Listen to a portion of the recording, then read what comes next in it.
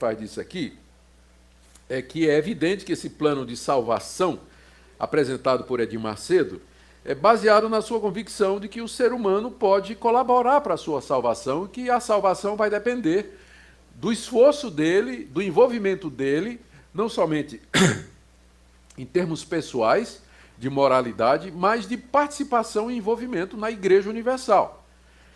E você nota também, né, nesse plano de salvação apresentado pelo Edir Macedo, a ausência de pontos cruciais, como, por exemplo, a regeneração, o novo nascimento, justificação, perdão dos pecados, adoção, reconciliação com Deus, perseverança dos santos.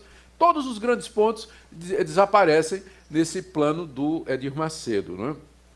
Ele também diz que a salvação pode ser perdida. É o que ele diz aqui. Isso aqui eu tirei do site da IURD no dia 26 de janeiro de 2016. Ele disse assim: a salvação precisa ser constantemente cultivada para ser mantida. Infelizmente, há pessoas que não tomam os devidos cuidados para mantê-la e a consequência disso é a morte espiritual. Ou seja, uma pessoa pode estar salva, mas se ela não cuidar, ela vai morrer espiritualmente, ela vai perder essa salvação. O que é que nós podemos dizer a isso aqui? Da perspectiva bíblica, o erro maior dessa visão de salvação da Igreja Universal é não levar em conta o que a Bíblia diz a respeito do efeito do pecado no coração humano.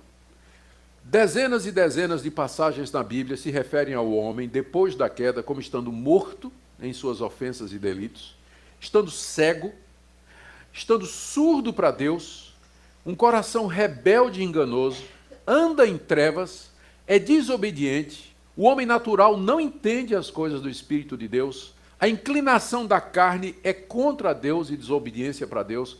A visão que a Bíblia passa do homem não é de alguém que tem a habilidade e a capacidade de crer em Deus e obedecer a Deus se ele quiser, mas de uma pessoa que é escrava do pecado, é presa nas trevas e na escuridão, ela está cega, ela não compreende, ela não percebe, ela não entende as coisas de Deus.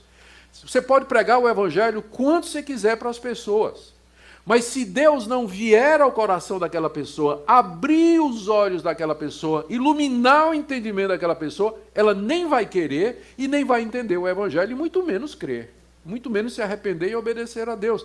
Então, a visão que a Igreja Universal tem do homem é muito otimista comparado com a visão que a Bíblia representa. O homem é escravo do pecado, ele é cego, ele está morto nas suas ofensas. Um morto não quer, não crê, não pode, não deseja e não entende. É isso que a metáfora significa quando Paulo diz, lá em Efésios capítulo 2, que nós estamos mortos em nossos delitos e transgressões. Essa é a situação do ser humano, ele já nasce debaixo dessa situação. Segunda coisa que a Bíblia deixa muito claro, e que é uma decorrência disso, é que a salvação não é por obras, não é por alguma coisa que o ser humano faz. Porque se fosse possível o ser humano ser salvo através do seu esforço, do seu comprometimento com atos religiosos, com sacrifícios, ou ser batizado e tudo mais, por que Deus teria mandado o seu filho sofrer horrivelmente na cruz do Calvário em sacrifício pelos pecados? Ou a salvação é pelo que Cristo fez, ou a salvação é pelo que eu faço. Mas você não pode ter as duas coisas. Os dois sistemas se excluem. Ou é pelo que Cristo fez, ou é por obras. E Edir Macedo apresenta um sistema, a Igreja Universal apresenta um sistema de salvação, e com ela todas essas igrejas neopentecostais e muitas outras igrejas também, onde o Salvador é o homem é o seu próprio Salvador. Ele pode crer em Deus, ele pode perseverar, ele pode fazer atos e fazer sacrifícios, se envolver com compromissos e atividades na sua própria igreja, de maneira a garantir a sua salvação. Esquecendo que é pela graça sois salvos por meio da fé, e isso não vem de vós, é dom de Deus, não vem de obras, para que ninguém se glorie. Esse é o ponto central, a crítica maior que é feita à Igreja Universal e às igrejas que saíram dela, porque elas apresentam a salvação do homem como sendo resultado da perseverança, do esforço e do apego do homem a Deus. Sem a graça de Deus, sem a ação do Espírito Santo, sem a misericórdia e a intercessão de Jesus Cristo em nossa vida, nenhum de nós aqui jamais será salvo. Nossos esforços, eles são em vãos e insuficientes. Agora vamos falar um pouquinho sobre cura divina. O Macedo entende que as doenças, elas são resultado direto da operação de espíritos malignos. Aqui eu vou ler uma entrevista que ele deu nas páginas amarelas da Veja, alguns anos passados. Ele fez a seguinte declaração, que há pessoas que têm feridas nas pernas que não cicatrizam nunca. Por quê? Aquilo é um espírito que está alojado ali. Aqueles que têm dor de cabeça constante, dor na espinha, tem alguém aqui com dor nas costas? Aquela que não há médico que descubra a causa, isso é resultado da ação de um espírito maligno. Então, o Macedo acredita que os espíritos malignos, eles entram na vida, inclusive dos crentes, e provocam determinadas doenças, geralmente são aquelas doenças incuráveis, que não tem resposta de médico, não tem remédio que resolva, então tem um espírito alojado ali na vida daquela pessoa. E como é que esse espírito entrou ali? Porque o crente deu brecha. Ele cometeu algum pecado, ele levou para casa algum objeto da bruxaria. Eu li uma vez no livro da Neuza Itioca, uma experiência que ela contou, de um missionário muito crente que, de repente, morava, né, era missionário na África, e depois de um tempo ele voltou para o Brasil, e, de repente, tudo começou a dar errado na casa dele, perdeu os seus bens, gente ficou doente e tudo mais, e aí então trouxeram uma profetisa de uma dessas igrejas, e a mulher foi lá, não é? E orou nos quartos e tudo mais, teve uma revelação de que o problema era uma imagem que ele tinha trazido lá da tribo. Ele trabalhou durante muitos anos com a tribo, ele era uma tribo idólatra, né, que adorava deuses, e eles tinham aquelas imagens em tudo, e esse missionário acabou trazendo uma daquelas imagens, não para adoração nem para nada, né, mas até cultura ou lembrança do que era aquilo. E a mulher disse, olha, isso aqui deu autoridade e abriu as portas para que um demônio entrasse na sua família, na sua casa, e então trouxesse todos esses males. E depois que eles queimaram, né, quebraram as maldições e quebraram aquela imagem, tocaram fogo, então a paz e a tranquilidade de fato voltaram. Então o Edir Macedo acredita nesse tipo de coisa. E eu vou falar sobre isso daqui a pouco. Ele vê a cura divina como sendo alguma coisa inerente nas feridas de Jesus e que é um direito de todo crente receber. Ele diz aqui, olha, a cura divina é um direito adquirido através de Jesus Cristo, não é uma questão de fé, mas simplesmente de aceitação por parte do doente do sacrifício realizado pelo Senhor na cruz do Calvário, isto é, e aí ele cita Isaías 53:5, pelas suas pisaduras nós fomos sarados. Então, de fato, o profeta Isaías diz lá no capítulo 53 da sua profecia que pelas feridas de Cristo nós fomos sarados e curados das nossas próprias doenças e das nossas próprias feridas. O que é que a gente pode responder a isso aí? Primeiro, o que é que o profeta Isaías, e na verdade Mateus, se você quiser abrir comigo aqui, é importante essa passagem, Mateus capítulo 8, que é muito citada por Edir Macedo e por outros que defendem a cura divina como um direito do crente.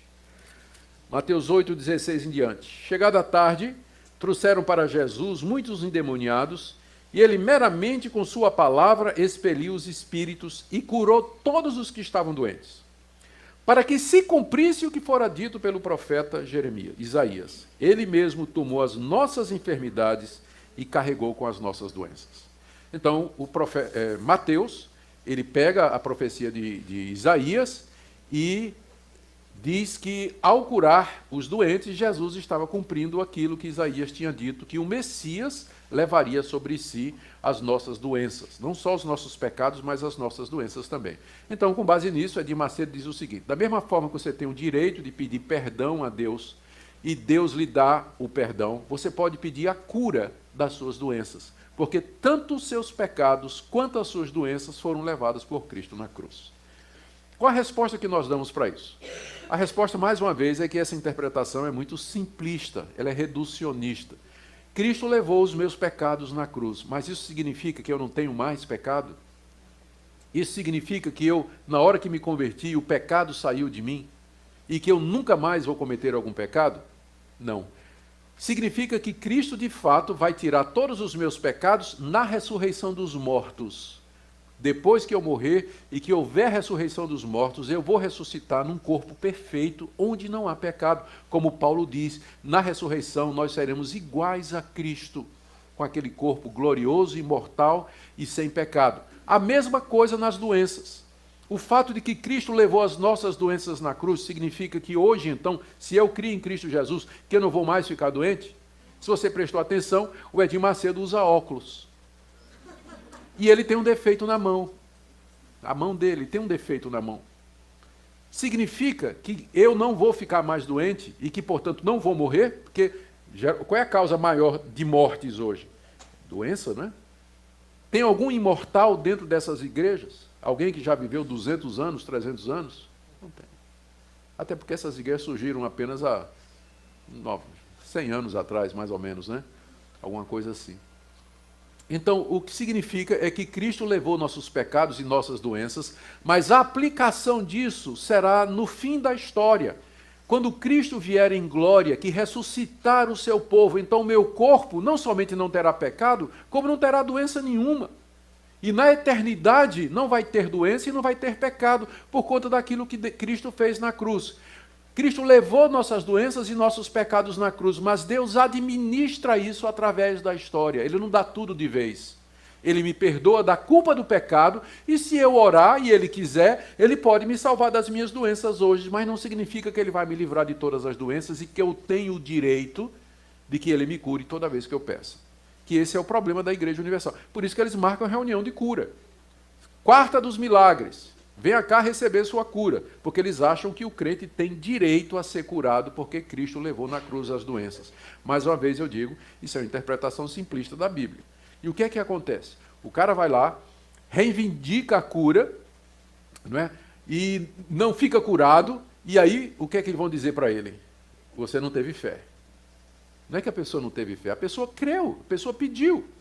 Mas só que ela pediu uma coisa que Deus nunca prometeu, que sempre haveria de curar as nossas doenças. E quando vem a decepção, aí larga a igreja, acha que Deus é mau, ou que Deus não existe. Por isso que tem tanto desigrejado hoje. É gente que ficou decepcionada com essas promessas que foram feitas nessas igrejas e que nunca aconteceram. E as pessoas, em vez de perceber que foram enganadas por um falso profeta, acham que o problema é de Deus, ou que o problema é a fé que eles não têm, trazendo desilusão e um grande problema para a igreja evangélica. Outra coisa, nem toda doença é causada por demônio, não. Se você comer demais, não precisa de um demônio para, né, para a barriga chegar primeiro e você chegar depois. Não precisa de um demônio para isso. Se você não dorme o suficiente, se você trabalha e não cuida do seu corpo, você vai ter problema. Não precisa de Satanás para isso, não. Então, tem doenças que são resultado de hábitos errados nossos, escolhas erradas que nós fazemos. E aquelas outras que não são, elas não foram necessariamente causadas por um demônio. Tem pessoas que nascem, né, muita gente nasce com problemas, tanto fisicamente quanto emocionalmente e psicologicamente. E não foi necessariamente um demônio, mas é o resultado da queda, do pecado da raça humana. O pecado nos afetou e a nossa descendência. De maneira que os nossos filhos, eles nascem com defeito moral, eles já nascem inclinados para o mal, e com defeito físico, defeito psicológico, emocional. Já nasce com isso. Não precisa o diabo para isso. A Bíblia é muito clara quando fala sobre isso. Também Deus nem sempre quer curar. Nem sempre Deus quer curar. Paulo pediu para Deus tirar um espinho na carne. 3 vezes pediu a Deus e a resposta de Deus foi não. O profeta Eliseu diz lá no segundo livro dos Reis, no ano em que o profeta Eliseu morreu da doença em que ele havia de morrer. Eliseu tinha ressuscitado o filho da mulher de Sarepta, tinha multiplicado pães, tinha feito levitar um machado. Se tinha um homem de fé no Antigo Testamento, era o profeta Eliseu, que era o sucessor de Elias, mas ele morreu doente. Paulo não conseguiu curar Timóteo, mandou que ele tomasse vinho com água, uma sangriazinha discreta ali, né, para não provocar os irmãos que não gostam de vinho. Então Paulo mandou Timóteo misturar um pouco de água com vinho por causa, veja só o que Paulo diz, do teu estômago e das tuas frequentes enfermidades. Timóteo, um homem de Deus, companheiro de Paulo, o grande apóstolo dos gentios, que curava a gente só com a roupa, mas não curou Timóteo. passou um remedinho caseiro, né? Muito bom para úlcera, inclusive, né? Passou um remedinho caseiro para resolver o problema de Timóteo. Então, o resultado é que tem pessoas que ficam extremamente decepcionadas. Gente, crente endemoniado. A Igreja Universal acredita que um crente verdadeiro pode ficar endemoniado. Eu, às vezes, acho até que sim, vendo a reação de alguns crentes, por exemplo, jogando bola, né? Ou no trânsito, eu até posso concordar com isso. Mas... Pois é. Ou então na política, né? Discutindo política, né? Então, eu quase que acredito que tem crente que fica endemoniado mesmo. Mas essa crença de que um crente verdadeiro pode ficar endemoniado, ela não é resultado de reflexão bíblica séria, mas de observações pessoais. Ó. O Macedo diz num livro dele, literalmente, abre aspas, esse capítulo, o título do livro é Crentes Endemoniados. O título do capítulo é Crentes Endemoniados. Ele diz assim, esse capítulo não existiria se eu não tivesse visto constantemente pessoas de várias denominações evangélicas caírem endemoniadas como se fossem macumbeiras ao receber a oração da fé. Então, em que é que ele baseia a declaração dele de que crente fica endemoniado? É que nas reuniões da Universal, quando ele vai fazer a oração da fé, presbiteriano, batista, metodista e tudo mais, tudo cai, né, como se fosse macumbeiro e tivesse endemoniado. E tem essa explicação que ele dá. Se a oração da fé é para expelir demônio e o presbiteriano cai na hora que você faz a oração da fé, qual é a conclusão? Estava endemoniado. Que estava endemoniado. E ele acredita nisso mesmo. Segundo ele, se o crente cair em pecado, ele pode ser possuído por um demônio. Bem, o que é que nós podemos dizer sobre isso? Bom, eu não sei explicar por que essas pessoas caem, né? Tem várias explicações. Tem o charlatanismo, né? Gente que é paga para fazer isso. Tem gente que nunca foi crente, né, de verdade. E tem todo esse aspecto psicológico, sem negar a possibilidade de possessão demoníaca real. Eu creio que há possibilidade, sem dúvida, não só possibilidade, mas há casos de pessoas que ficaram de fato endemoniadas. Mas daí fazer essa generalização é ignorar o que diz a Bíblia a respeito desse assunto. Por exemplo, a Bíblia nos diz que o Senhor Jesus Cristo realizou uma obra completa por nós e que seu Espírito Santo habita no verdadeiro crente. E não tem como você pensar na possibilidade de uma pessoa que tem o Espírito Santo habitando nele, ser ao mesmo tempo habitada por demônios. Neuza Itioca resolve esse problema no livro dela, dizendo assim que o Espírito Santo habita no nosso espírito, mas os demônios se alojam na nossa alma. Então, essa explicação só vale se você acreditar que o homem é corpo, alma e espírito. Mas grande parte dos evangélicos acha que, com razão, que espírito e alma é a mesma coisa. É apenas o aspecto espiritual do homem, que a Bíblia às vezes chama de alma, às vezes chama de espírito. Então ela faz essa distinção para poder explicar, porque ela percebe que é um problema. Como é que você admite que uma pessoa que tem o Espírito Santo, ao mesmo tempo tem um demônio morando dentro dela? Então eles fazem essa compartimentalização. Além do mais, faltam exemplos no Novo Testamento. Não tem nenhum exemplo no Novo Testamento de Jesus ou os apóstolos expulsando demônios de quem já era discípulo de Cristo. Nunca. Sempre a expulsão de demônio era de pagão, era de ímpio, de gente que não conhecia Jesus Cristo. Mas não há um único caso de um cristão tendo um demônio expelido no Novo Testamento. Há várias passagens do Novo Testamento que dizem que um crente não pode ser possuído. 1 de João, por exemplo, no final da 1 de João. O apóstolo João diz, maior é o que está em nós do que aquele que está no mundo. E também João diz assim, se alguém é de Cristo, o diabo não lhe toca. Tocar ali não é que o diabo não possa tentar, mas que ele não se apossa de mim, ele não me domina, ele não controla mais a minha vida, ele perdeu esse controle no dia que Cristo entrou na minha vida pelo Espírito Santo. Então esse tipo de ensino diminui a obra de Cristo, diminui a obra do Espírito Santo, diminui o poder de Deus e faz do diabo aquilo que ele não é. Dá ao diabo um cartaz, né, uma posição que o diabo, na verdade, não tem. Maldição hereditária. Estou chegando no fim, gente. Maldição hereditária. Olha, isso aqui se espalhou pelo meio evangélico de uma forma terrível. Olha o que é que diz Macedo sobre espíritos familiares. Ele diz que esses espíritos familiares acompanham as gerações de uma família, causando sempre o mesmo mal. Ele diz assim, ó, veja, por exemplo, fulano de tal é bêbado, mas tinha um pai que era bêbado e um avô que era bêbado, e um bisavô que era bêbado. Então tem um espírito maligno que acompanha a família, fazendo com que sempre tenha bêbado naquela família. Fulano é adúltero, mas o pai também era adúltero. E o avô também foi adúltero. E o bisavô também foi adúltero. Então como é que explica isso? É porque tem um espírito familiar que acompanha aquela família, fazendo com que isso sempre aconteça ali. Fulano é divorciado. Mas veja, o pai também era, o avô também era, e assim por diante. Aí ele faz, olha o que ele diz aqui. Existe um espírito que só atua na destruição do lar. É o chamado espírito familiar. Você pode verificar isso a partir das etapas que o casal enfrenta na vida. Esse espírito normalmente vem dos pais. Olha só o que ele está dizendo aqui. Se eles são divorciados, o mesmo espírito que destruiu o lar dos pais vai tentar o lar dos filhos, o lar dos netos, dos bisnetos. Essa é uma herança maldita. O espírito familiar passa de pai para filho por todas as gerações, até que a pessoa tenha um encontro com Jesus, e aí corta-se a maldição. Como é que o espírito passa do pai para filho? Através do sêmen.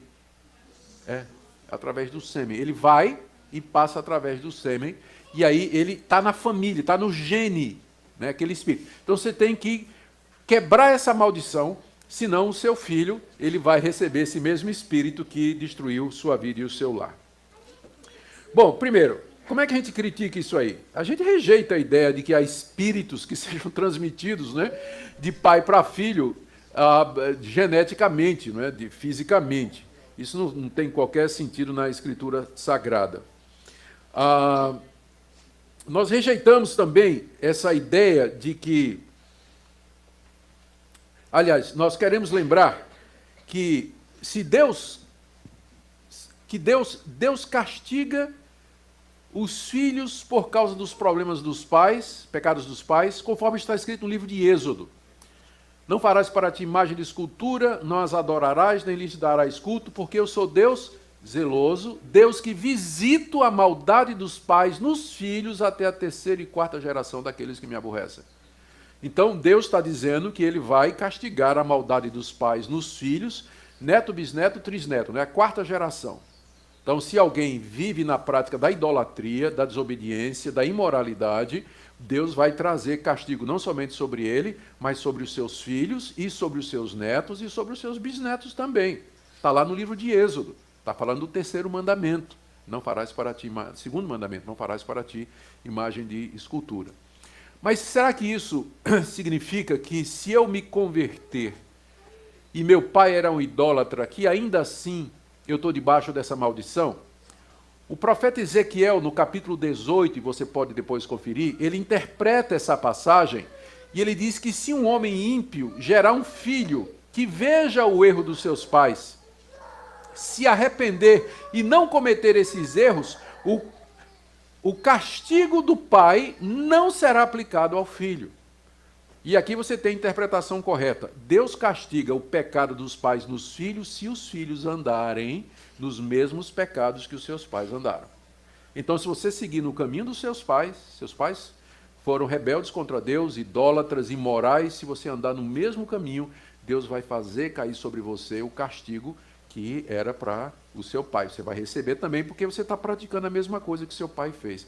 Mas, como diz o profeta Ezequiel lá no capítulo 18, se o filho vir o erro do pai, se arrepender e não cometer, então ele não será castigado pelo erro do pai.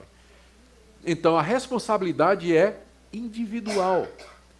Então não tem isso de espírito familiar. Vai ter, né, quer dizer, você vai sofrer se você andar nos mesmos pecados que os seus pais andaram. Mas se uma pessoa se arrepende dos seus pecados e ela crê em Jesus Cristo, todas as maldições, todos os compromissos foram quebrados naquele momento. Eu digo isso porque a prática de quebra de maldição é muito comum nessas igrejas, na Igreja Universal também. Se alguma coisa está dando errado na vida do crente, então tem que quebrar a maldição, porque está amaldiçoado. Alguma coisa que seu pai fez, alguma coisa que seu avô fez, e aí faz aquelas reuniões, tem todo um ritual de quebra de maldição. Paulo diz em Colossenses capítulo 2, que na cruz do Calvário, Cristo levou sobre si as nossas maldições. Ele se tornou, diz em Gálatas, que ele se tornou maldição em nosso lugar. Quando nós cremos em Cristo, todas as maldições, todos os erros, todos os castigos que os nossos pais converteram são eliminados, pagos, quitados devidamente mediante a conversão e o novo nascimento. Então o crente ele não está debaixo de maldição nenhuma. Não há mais, Romanos 8, não há mais nenhuma condenação para aqueles que estão em Cristo Jesus. Então esse ensino da Igreja Universal, ele é contra o ensino bíblico de que em Jesus nós temos plena libertação. Gente, temos tempo ainda? Cadê Marcos? Quanto tempo eu tenho? 5 minutos? 2? Cadê Marcos? Não aguentou a sã doutrina, foi embora. Quanto tempo? Quanto tempo aí, Marcos? Eu preciso meia hora. 10 minutos tá bom? Máximo, tá bom. E aí eu vou dar um tempinho para perguntas e a gente vai terminar.